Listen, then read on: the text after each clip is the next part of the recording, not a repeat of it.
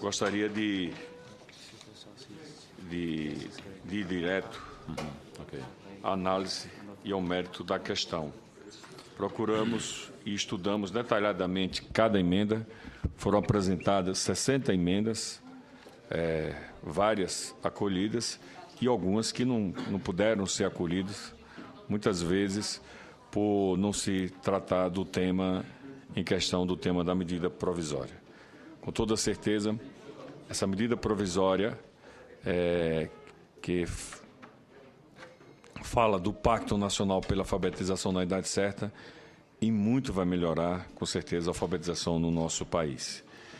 Crianças que antes não eram alfabetizadas ou não chegavam a ser alfabetizadas por terem alguns distúrbios fisiológicos, neurofisiológicos, e elas eram tidas como desleixadas, esquecidas ou pouco interessadas pelo estudo, elas eram esquecidas, eu sei muito bem do que eu estou falando, e isso não é um número pequeno, isso é um número expressivo. 5 a 10% das nossas crianças apresentam esses distúrbios, como dislexias e outros distúrbios neurofisiológicos, como médico, como pai, sei o que é isso.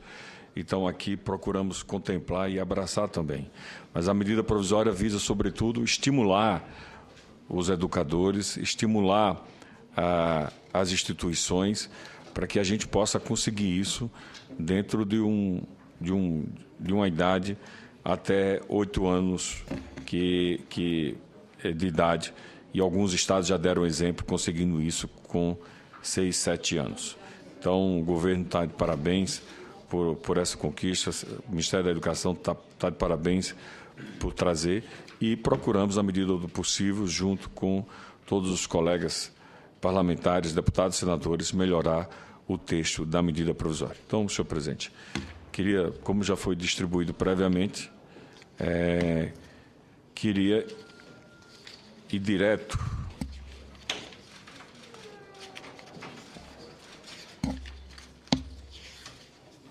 são várias páginas e emenda por emenda aqui foi analisada e colocado e respondido o porquê e o porquê não também, porque ela foi acolhida ou não acolhida. Gostaria de ir direto ao voto, a nossa opinião.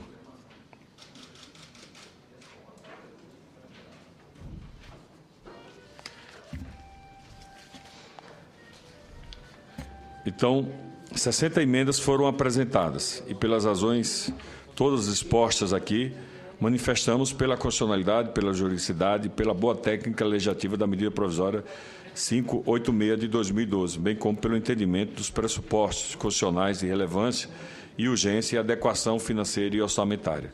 No mérito, votamos pela rejeição das emendas número 1 a 3, a 6, 7, 9, 11, a 56, a 58, a 60, e pelo acatamento das emendas 4, 5, 8, 10 e 57, e pela aprovação da medida provisória da seguinte forma: projeto de lei de conversão de 2012, que dispõe sobre o apoio técnico e financeiro da União aos entes federados no âmbito do Pacto Nacional pela Alfabetização da Idade Certa, e altera as leis número 5.537, de 21 de novembro de 1968, e a Lei 8.405, de 9 de janeiro de 92, e a Lei 10.260, de 12 de julho de 2001.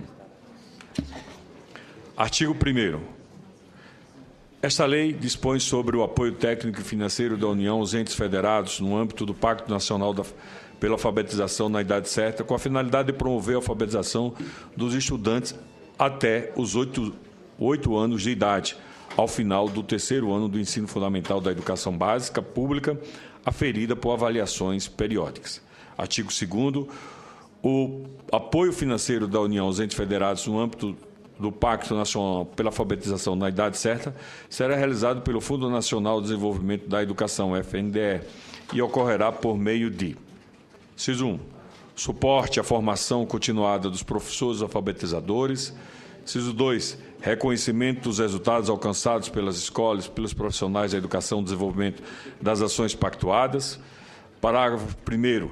O apoio financeiro de que trata o inciso 1º do caput contemplará a concessão de bolsas para profissionais da educação, conforme categoria e parâmetros definidos em ato pelo Ministro de Estado da Educação e o desenvolvimento de recursos didáticos e pedagógicos, entre outras medidas. Parágrafo 2º. O apoio financeiro que trata o inciso 2º do caput será efetivado na forma estabelecida nos artigos 22 a 29 da Lei 11.947, de 16 de junho de 2009. Parágrafo 3º. A formação a que se refere o inciso 1º do caput poderá ocorrer em curso de pós-graduação nas instituições de educação superior públicas participantes do Pacto Nacional pela Alfabetização na Idade Certa. Parágrafo 4º.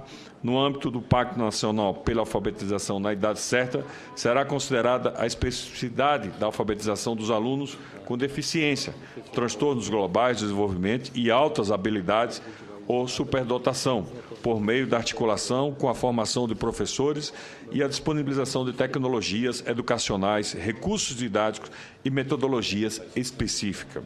Já comentamos sobre isso. Artigo 3º. Ato do Ministro da Educação, no âmbito do Pacto Nacional pela Alfabetização na Idade Certa, disporá sobre, inciso 1º, assistência técnica a ser ofertada pela União. Inciso 2º, atividades a serem implementadas para alcançar o objetivo do artigo 1º desta lei. Terceiro, metas e responsabilidades de cada ente federado. O artigo 4, a Lei número 5.537, 21 de novembro de 1968, passa a vigorar com as seguintes alterações. Linha E. Prestar assistência técnica e financeira, linha E do artigo 3º. Prestar assistência técnica e financeira conforme disponibilidade de dotações orçamentárias para aperfeiçoar o processo de aprendizagem na educação básica pública, por intermédio da melhoria da estruturação física ou pedagógica das escolas. F. Operacionalizar programas de financiamento estudantil. G. Prestar assistência técnica e financeira conforme disponibilidade de dotações orçamentárias para garantir o acesso e a permanência do estudante no ensino superior. Parágrafo 5º. Para a prestação da assistência técnica de que tratam as linhas E e G, o FNDE disponibilizará, inciso 1º, de bens, materiais, pedagógicos e capacitação ao sistema de ensino e de gestão dos programas educacionais. Segundo, instrumentos administrativos visando a promover a eficiência na execução das ações e projetos educacionais, inclusive em procedimentos licitatórios. Parágrafo 6º. Para execução da assistência técnica pelo FNDE, a disponibilização de instrumentos administrativos compreenderá, inciso 1º, a indicação de especificações, padrões, estimativa de preço máximo dos bens e serviços utilizados pelos sistemas educacionais. Segundo, o gerenciamento de registros de preço, na forma da Lei nº 8.666, de 21 de junho de 1993, da Lei 10.520, de 17 de julho de 2002, e da Lei nº 12.462, de 4 de agosto de 2011, para uso dos sistemas de ensino, independente da origem dos recursos. Parágrafo 7º. Assistência financeira que se trata a linha E ocorrerá por meio de, inciso 1º, da transferência de recursos para execução de ações pelos entes federados por suas redes de ensino e por unidades executoras, demais entidades que desenvolvam atividades educacionais conforme a legislação orçamentária. Segundo, concessão de bolsas, ressarcimento de despesa e outros mecanismos de incentivo e reconhecimento ao desenvolvimento da educação básica pública, a formação e a capacitação dos agentes públicos vinculados à educação ou à execução dos programas educacionais na forma, condições e critérios estabelecidos pelo Ministério da Educação. Parágrafo 8º. Assistência financeira que se trata a linha G ocorrerá por meio de concessão de bolsas de estudo e permanência de ressarcimento de despesas dos estudantes, na forma, condições e critérios estabelecidos pelo Ministério da Educação. Artigo 7º. A implementação das ações educacionais a cargo do FNDE será regulamentada pelo Conselho Deliberativo, órgão de deliberação superior, cuja composição e forma de funcionamento constarão de sua estrutura regimental. Artigo 5º. A Lei 8.405, de 9 de janeiro de 1992, passa a vigorar com as seguintes alterações. O seu parágrafo 2º. Artigo 2º, parágrafo 6º, corrigindo. No âmbito dos programas de cooperação internacional, a CAPES poderá conceder bolsas no Brasil e no exterior a estudantes, pesquisadores e professores estrangeiros, vinculados a projetos desenvolvidos por instituições públicas do ensino superior brasileiras e estrangeiras associadas, visando a formação inicial e continuada de profissionais do magistério para a educação básica e superior e a internacionalização da produção científica e tecnológica do Brasil. O artigo 6º da Lei 10.260, de 12 de julho de 2001, passa a vigorar com as seguintes alterações. No seu artigo 5º, inciso 7º, comprovação e idoneidade cadastral do ou dos fiadores, do fiador ou fiadores, na assinatura de contratos e termos aditivos, observando o parágrafo 9º deste artigo. Parágrafo 4º. Na hipótese de verificação de idoneidade cadastral do ou dos fiador ou fiadores, após a assinatura do contrato, ficará sobrestado o aditamento do mencionado documento até a comprovação da restauração da idoneidade ou a substituição do fiador inidôneo, respeitado o prazo de suspensão temporária do contrato. Artigo 7º. Esta lei entra em vigor na data da sua publicação, senhor presidente. Esse é o projeto de lei de conversão, senhor presidente. Em discussão a matéria. Professora Rosinha. Professora Dorinha. Dorinha, desculpa. Bom, bom dia a todos. Na verdade, eu queria... apresentei várias emendas que não foram acolhidas, mas a minha preocupação é em relação ao próprio programa. Acho que o programa é extremamente importante. Temos, sim, um problema grave do ponto de vista de alfabetização no nosso país. No próprio Plano Nacional, que o nobre senador está com a relatoria, sabe que existem responsabilidades que são colocadas em relação à questão da alfabetização. Queria lembrar ao relator que os cursos de formação de professores, em sua maioria, não tratam e não preparam o professor para ser alfabetizador. Menos de 16% dos cursos que fazem formação têm na sua estrutura curricular alguma disciplina de alfabetização. Por isso, inclusive, coloquei emendas dessa natureza, que foi entendido que não seria tratado. Eu entendo que um programa dessa natureza, que pretende enfrentar um problema grave, que tem influência no desempenho do aluno durante praticamente toda a sua vida escolar, não é uma questão simples. Ela precisa ser enfrentada não só com recurso, não só com uma bandeira de vamos alfabetizar todas as crianças. Por isso, eu apresentei emenda dizendo até quando. Meta, para mim, tem que ter data. Eu tenho que dizer, eu quero todas as crianças alfabetizadas aos 8 anos de idade, até quando? Até 3.050? Qual é a métrica, qual é o prazo, até para que a gente possa monitorar. Inclusive, acho que é uma coisa muito óbvia. Tentei colocar, inclusive, tentando acompanhar o próprio Plano Nacional. O Plano Nacional tem metas estabelecidas periodicamente. Uma preocupação em relação à questão da formação do professor. Volto a destacar. As diretrizes curriculares são definidas pelo Conselho Nacional de Educação. O MEC tem o papel de definir políticas públicas. Nós precisamos estimular que os professores que estão sendo formados tenham alfabetização na sua estrutura curricular. Não adianta eu estar cuidando de uma situação que está por uma carência que o professor tem hoje, mas não mexer na fábrica. A produção de professores, ou seja, a formação, continua inadequada, continua sem olhar a alfabetização com o rigor e com o cuidado que a alfabetização exige. Chama atenção ainda, além dessa questão dos programas de formação, o incentivo que precisaria acontecer nos cursos de formação, eu faço uma discussão né? Inclusive, já tive a oportunidade de debater. Eu sei que tem vários deputados que não concordam com a idade.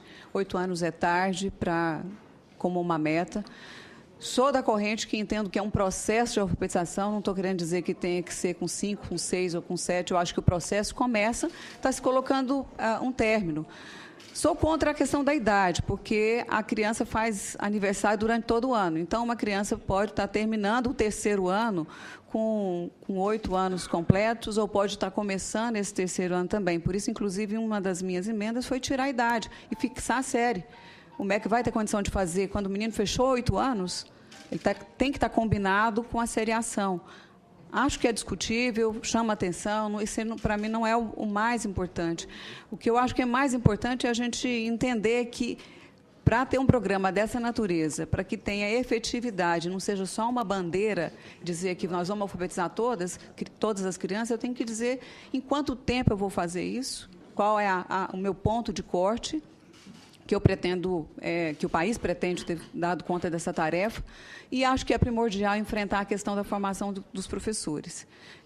Imagina-se que um professor vai aprender a alfabetizar milagrosamente, porque as disciplinas que deveriam prepará-lo para lidar com a alfabetização, elas inexistem. E não sou eu que estou dizendo, tem pesquisas da Fundação Carlos Chagas, Fundação Victor Tívida, da Unesco, Unicef, todo mundo mostrando isso. Como é que um programa dessa natureza, que procura usar tanto, inclusive com linhas de pesquisa, de produção, quer ignorar uma questão dessa natureza? Então, por isso, assim, eu gostaria de discutir, quero pedir vistas em relação ao texto, para que a gente possa tentar encontrar uma alternativa. Não tenho nenhum interesse, aliás, ao contrário, tenho interesse que seja aprovado, porque é um programa extremamente estratégico para cumprir a maioria das metas nossas do Plano Nacional de Educação. Para discutir, senhor presidente. Pois não. Senhor presidente, eu quero primeiro parabenizar o trabalho do nosso relator, o senador Eduardo Amorim, na condução, e a gente tem clareza de que tudo aquilo que diz respeito à educação, como muito bem a nossa deputada Dorinha aqui levanta, sempre precisará de mais complementação, de mais avanço. Nesse aspecto, o Plano Nacional de Educação já tem uma série de itens acordados. E nós poderíamos, deputada Rosinha, só quero chamar Dorinha, só quero chamar de doutora, olha o hábito de tratar nossas professoras. Nós vamos pedir vistas regimental, vistas coletivas, o senhor presidente estou pedindo também, e nós voltaríamos, se o senhor concordar, amanhã e hoje, às 16 horas, após a sessão do Congresso, se a doutora Dorinha tiver, a nossa deputada Dorinha tiver agenda, este senador, juntamente com o nosso relator, a gente sentaria para ajustar essas preocupações justas que a senhora está trazendo. Portanto, estou também, senhor presidente, pedindo vistas e que nós pudéssemos, depois da ordem do dia do Congresso, que é uma matéria polêmica hoje, mas eu acho que 16 horas, 16h30, nós estamos encerrando. Se a senhora tiver agenda e o nosso relator, eu fico à disposição para ajudar na mediação. Estou à disposição. Exposição estou e sempre estive. Procurei estudar cada emenda, respeitando a colaboração, lógico. E quanto à idade, quando se coloca aqui até os 8 anos, a senhora disse que não é o maior questionamento, e eu entendo, porque se mirou, se objetiva que até 8 anos de idade, essa seria a tarefa, não que se encerrasse aí, mas pelo menos colocasse um parâmetro a ser obedecido. Mas estou inteiramente à disposição. Deputado, por favor. Senhor presidente, prezados deputados e senadores, eu creio que os deputados que integram essa comissão tiveram a oportunidade de participar durante 2 anos das discussões referentes ao projeto de lei 8035, que estabelece uma proposta para o Plano Nacional de Educação.